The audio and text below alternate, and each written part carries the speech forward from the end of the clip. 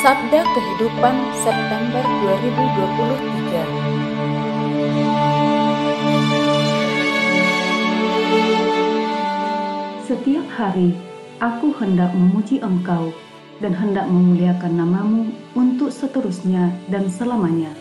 Mazmur 145 ayat 2.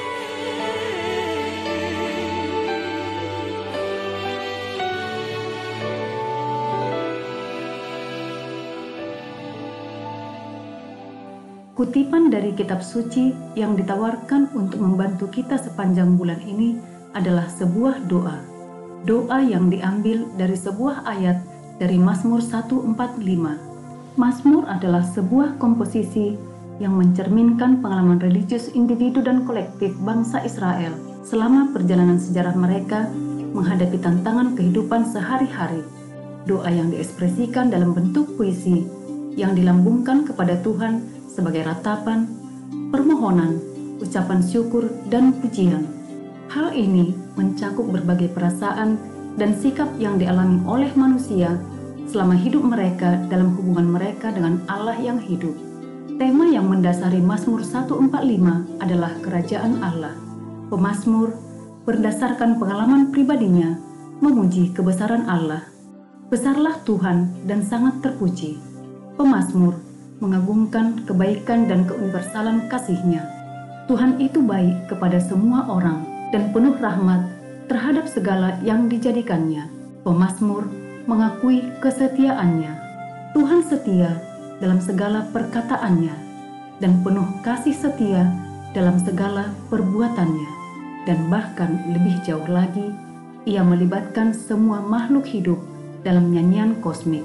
Biarlah segala makhluk memuji namanya yang kudus untuk seterusnya dan selamanya. Setiap hari aku hendak memuji Engkau dan hendak memuliakan namamu untuk seterusnya dan selamanya.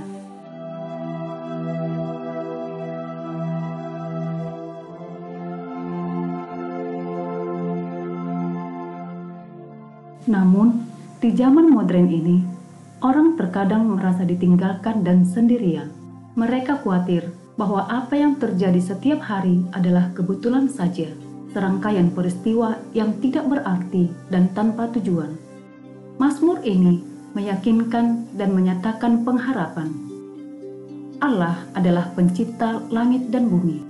Dia adalah pemegang perjanjian yang setia, yang mengikat Dia dengan umat-Nya. Dia adalah Dia yang melakukan keadilan bagi yang tertindas, yang memberi roti kepada orang kelaparan dan membebaskan tawanan.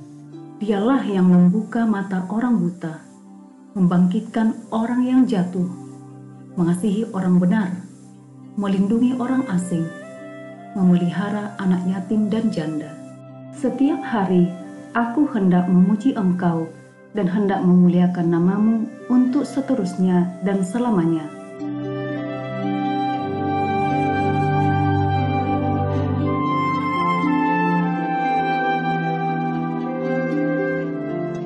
Ayat ini mengundang kita pertama-tama untuk menghargai hubungan pribadi kita dengan Allah dengan menerima kasih dan belas kasihannya tanpa syarat. Ayat ini mengundang kita untuk menempatkan diri kita di hadapan misteri ini dan mendengarkan suaranya. Ini adalah dasar dari semua doa, tetapi kasih kepada Allah tidak pernah terpisah dari kasih kepada sesama. Ketika kita meniru Allah Bapa dengan secara konkret mengasihi setiap saudara dan saudari, terutama yang paling kecil, mereka yang ditolak oleh orang lain, dan mereka yang kesepian, kita akan merasakan kehadirannya dalam hidup kita sehari-hari. Kiara Lubik, ketika diundang untuk berbicara tentang pengalaman hidup Kristianinya di hadapan sebuah pertemuan umat Buddha, menyimpulkannya sebagai berikut. Inti dari pengalaman saya adalah semakin seseorang mengasihi sesama, semakin ia menemukan Tuhan. Semakin seseorang menemukan Tuhan, semakin ia mengasihi sesama. Setiap hari aku hendak memuji Engkau dan hendak memuliakan namamu untuk seterusnya dan selamanya.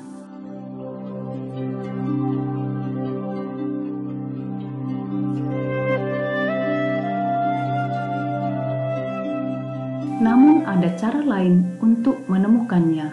Dalam beberapa dekade terakhir, umat manusia telah memperoleh kesadaran baru akan tantangan besar masalah ekologi. Kaum muda khususnya mendorong kesadaran akan perlunya perubahan. Mereka mengusulkan gaya hidup yang lebih bijaksana, tujuan pembangunan baru, dan pencarian sumber energi alternatif. Dengan cara ini, manusia tidak hanya dapat menemukan kembali hubungan mereka dengan alam, tetapi juga memuji Tuhan, karena dengan penuh kekaguman, mereka menemukan kelembutannya terhadap semua ciptaan.